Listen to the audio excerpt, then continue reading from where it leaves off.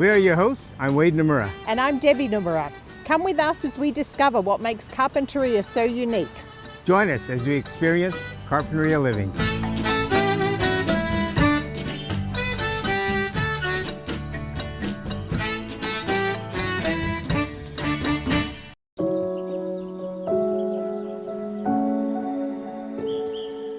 We are in the Carpinteria State Park right now. We are at the trailhead to the Bluffs Trail. With me, I have a special guest. This is Leanne. Leanne, tell us a little bit about yourself. Well, I've lived in Carpinteria for 34 years, and I have been working at the state park for 12, and we're going to pick up the Bluff Trail here and head inland or along the bluffs to first Tar Pits Park, which is a city park, and take a little look at the tar, a little sidetrack, and then we're going to find out what Shin Rin To Ku is. Fascinating. I should know that. That's Japanese. Well, let's go ahead, take a look and see what we've got.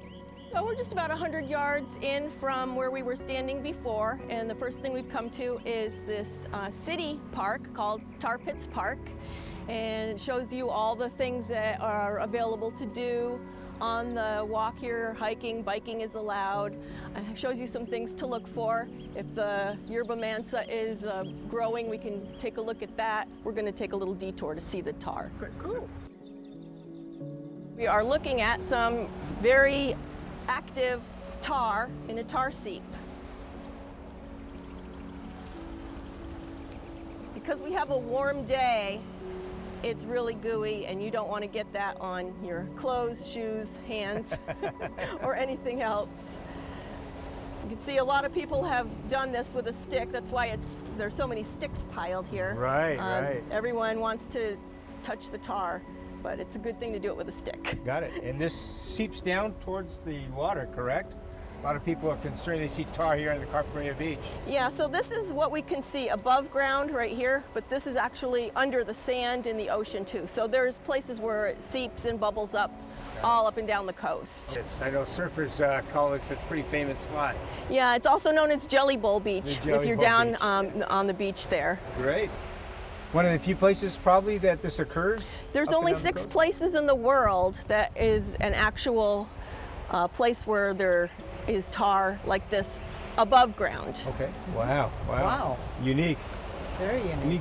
I saw by the sign there's a little bit of history that occasionally occurs, like in La Brea, where things are retained for history. Right, and they have found some fossils in this location, not like the big mastodons and things like that.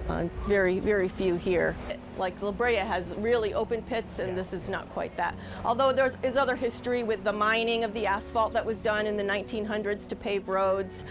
Before that, the Chumash used the tar to seal their Tomel canoes, right, to put anything that you would use glue today to put together their rattles and baskets. Nice. They would make waterproofing things. You can definitely smell it. You can definitely smell it.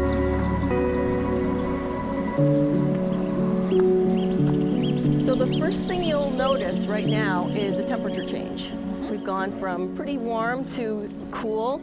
You might notice the humidity change where we have more humidity. That's true, yeah. And then we're just going to let our senses take over right now. And we're going to think about what we hear. And we can hear the ocean.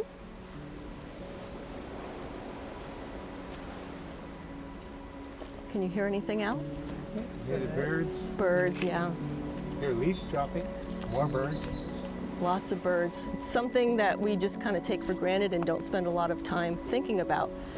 So this thing that we're doing is called Shin Rin To Ku, and it means forest bathing. So it's kind of the opposite of tree hugging, because we're not doing something for the trees and the plants, they're doing something for us. And science has actually proven that this is going to lower our heart rate, lower our blood pressure. And it's not really meditation either, because we're not trying to quell our senses or calm ourselves. We're letting the environment do that for us. One thing you can do, look around and look for shapes. Something that you might not notice, like on the tree here, this eucalyptus tree, you'll notice that the shapes almost make squares with the way it's been growing and splitting. The bark's really interesting. Very interesting. Yeah. And I have to say, as an Australian, I find it quite amazing that there's so many eucalyptus trees in California.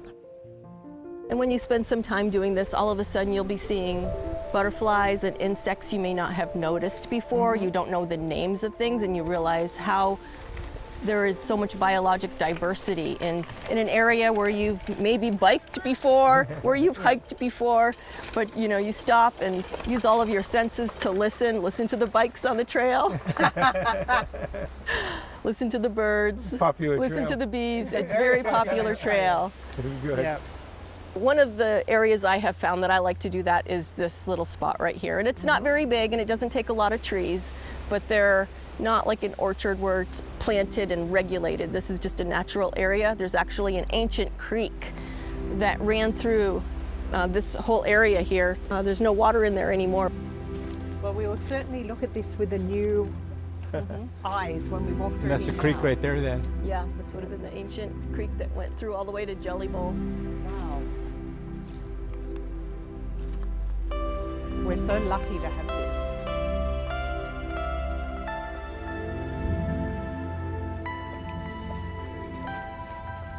So this is kind of top of the bluffs here, right? Yes, Yeah, beautiful area. All native plants. this is a California sunflower.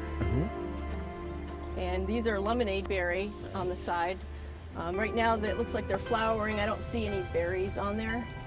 But when we have berries, they are very, very sour and very delicious. If you ever get out here and you kind of run out of steam for the rest of the hike, you can taste a few of those berries and that'll wake you right up. They're so sour.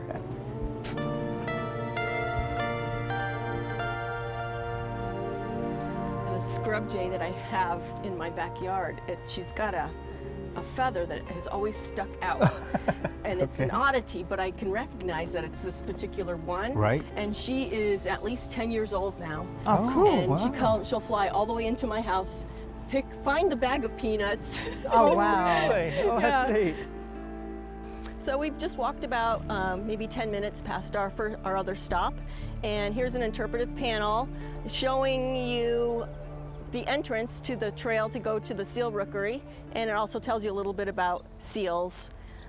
It doesn't really talk about the difference between seals and sea lions. This is a harbor seal rookery, but sometimes we'll see elephant seals nearby on the beach.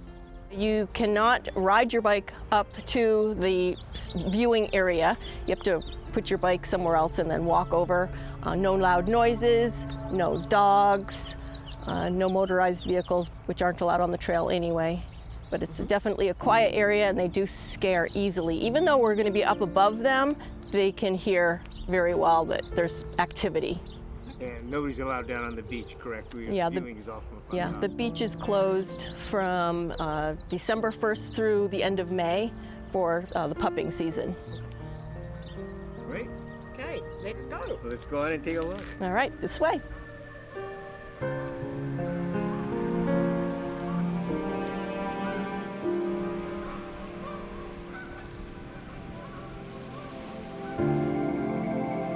You're right now at the seal rookery overlooking them. It's a cliff that actually drops down to the ocean itself, to the beach.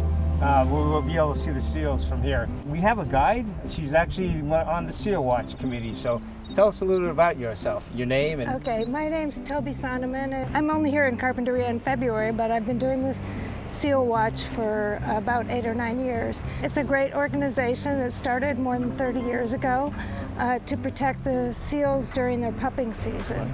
And that's basically January through June.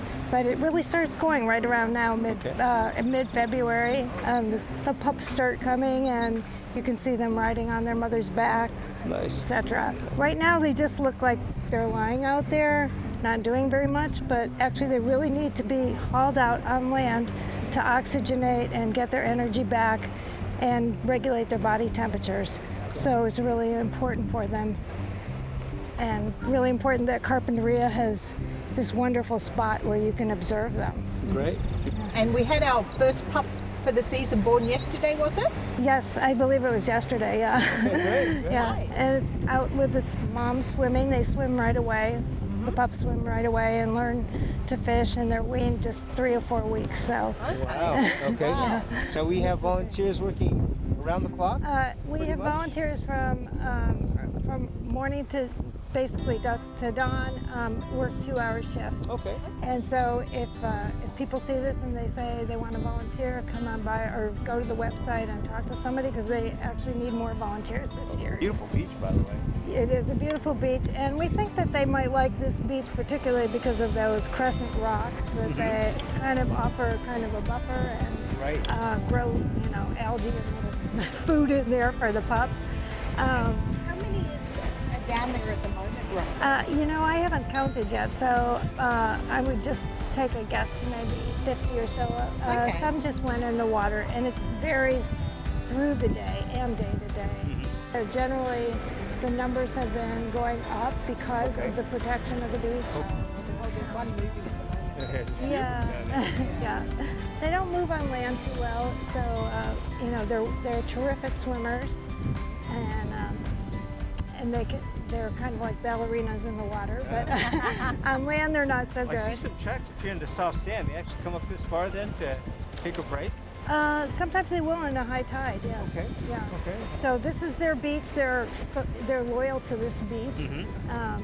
And we want to keep it that way because it's such a great opportunity for visitors, and they are different than the sea lions. A lot of people confuse them. These, you can tell, they're very quiet, and they also you can kind of see that they don't like to climb up on each other. They actually like some distance between each other.